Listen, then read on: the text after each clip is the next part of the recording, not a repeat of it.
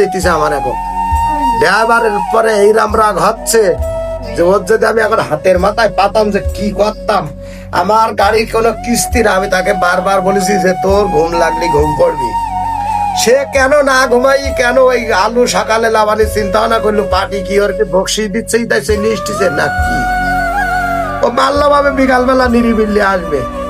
এখন এই যে একটা দুর্ঘটনার কবলে পড়লো গাড়িটা, এই গাড়ি উঠাতি খরচ, পুলিশ প্রশাসনের সমস্যা, আলুর পাটির ডোনেশন, উফ মাথা নষ্ট হয়ে যাচ্ছে। এখন আবার জিগুর গাছায় ছিটতে হবে। হ্যালো গাইস, তো আজকে একটা বাস্তবতা ভিডিও নিয়ে আসলাম যে দেখেন বর্তমান কাঁচামাল গাড়িতে লোড করলে পার্টি বলে সকাল সকাল বাজার ধরান, এদিকে মহাজন গাড়ি ধীরে সুস্থি ভাবে আসেন। আজকে দেখেন বাজার ধরানোর কারণে আর ড্রাইভারকে বকশিশ দেওয়ার জন্য ড্রাইভার খুশি হয়ে এই গাড়িটা আপনার ঠাকুরগাঁও থেকে সাতক্ষীরার উদ্দেশ্যে যখন রওনা দেয়, ঘুমের কারণে কিন্তু এই গাড়িটা দুর্ঘটনা কবলে পড়ে। দেখেন 2 ঘন্টা 4 ঘন্টা হয়তো দেরি হতো, তাতে কিন্তু এই এত বড় ক্ষয়ক্ষতি হতো না।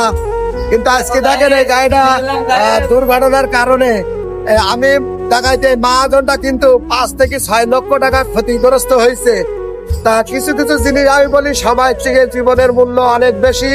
তা আপনারা দয়া করি 2-4 ঘন্টার জন্য কোনো কাঁচামালের গাড়ির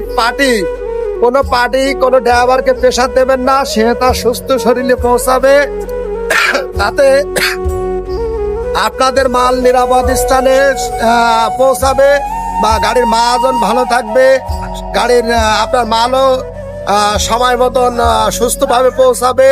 আমরা এই কামনা করছি করে আমাদের এই ভিডিওটা এখানেই সমাপ্তি করছি। আপনারা সবাই ভালো থাকুন।